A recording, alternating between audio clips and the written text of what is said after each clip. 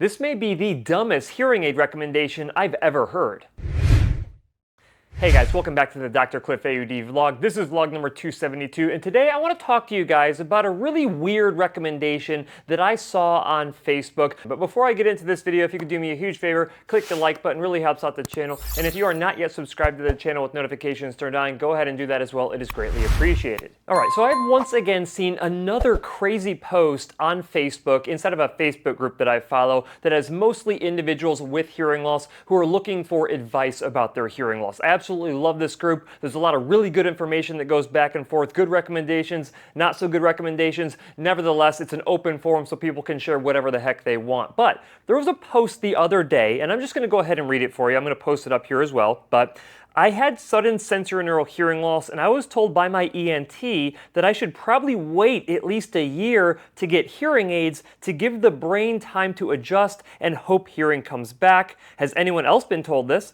I have taken steroids, had 2 tests which stayed the same, had MRI and it was okay. Here is my hearing test. So just in case you're unaware, a sudden sensorineural hearing loss is when you have a sudden drop in hearing, usually in one of your ears, and that hearing tends not to come back. And if it does come back, it can either come back spontaneously, or you can have steroid injections of prednisone in through your eardrum that ends up working its way into your cochlea to try to limit the damage and maybe even recover some of your hearing. Now, time is of the essence when you're trying to get back your hearing from a sudden sensorineural hearing loss. Now, you can actually have 2 different types of steroids. You can have injected through your ear, or you can take oral steroids. Either way, totally fine. This individual has indicated that they already had steroids, and I don't know if they had multiple injections, a single injection, multiple days or weeks of taking oral prednisone to try to recover the hearing, but it looks like it hasn't come back. Honestly, I wouldn't know if it's come back at all. Maybe it came back partially based on what we're seeing here. The other thing that can cause a sudden hearing loss in one of your ears is an actual tumor growing on your auditory nerve,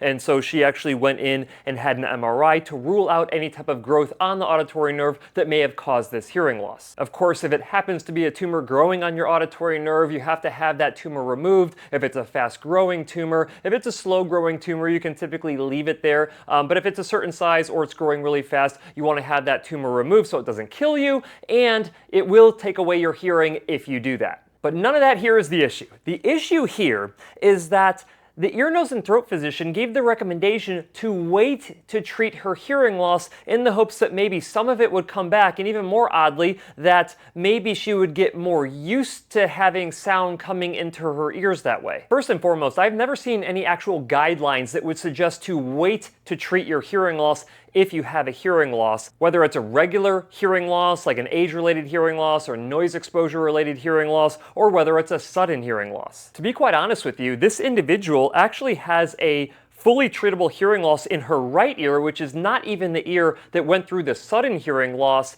and the ear that did go through the sudden hearing loss, as of right now anyway, still has 60% word recognition ability, meaning that if you actually amplify the hearing in that ear to overcome the damage that had occurred from the sudden hearing loss, that you would actually be able to get some speech recognition back.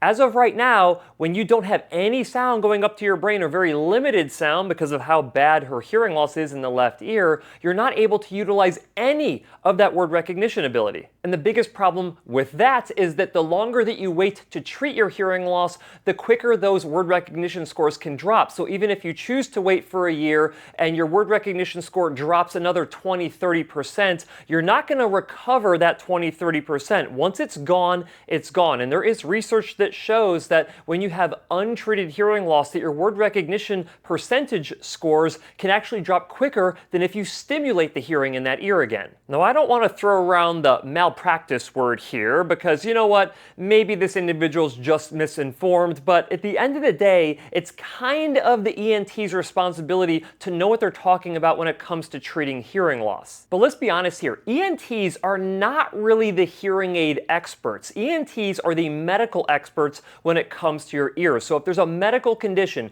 that they can treat, they should be treating that medical condition to try and recover as much hearing as humanly possible. But once it's gone past a medical treatment, so this individual got her steroids, went through additional testing, it either recovered a little bit or didn't recover at all, at that point in time, it is really outside of the scope of an ear, nose, and throat physician when it comes to recommending hearing aids. Fortunately, this individual posted this inside of the Facebook group. So I believe chances are, because there was a ton of responses, and the vast majority of the responses on this post was, that's crazy. If you have a hearing loss, you should be treating your hearing loss. There is absolutely nothing to be gained from waiting to stimulate your ears. Now, let's say that this individual does have some recovery of her hearing to the point where it's like, okay, I could get away without using a hearing aid at this point. It still likely wouldn't recover to better levels than what the right ear is at this point. And like I said earlier, the right ear still needs a hearing aid. She's missing a lot of high frequency information, which takes away her clarity, and at the same time, it's leaving her brain in a state of auditory deprivation. But if the left ear ends up spontaneously recovering, even after she's gone through all these different treatments for it, then she's likely not going to have better hearing than what her right ear is. So even if she did get hearing aids right now, she could have that hearing aid in her left ear reprogrammed to be more appropriate for her new level of hearing loss.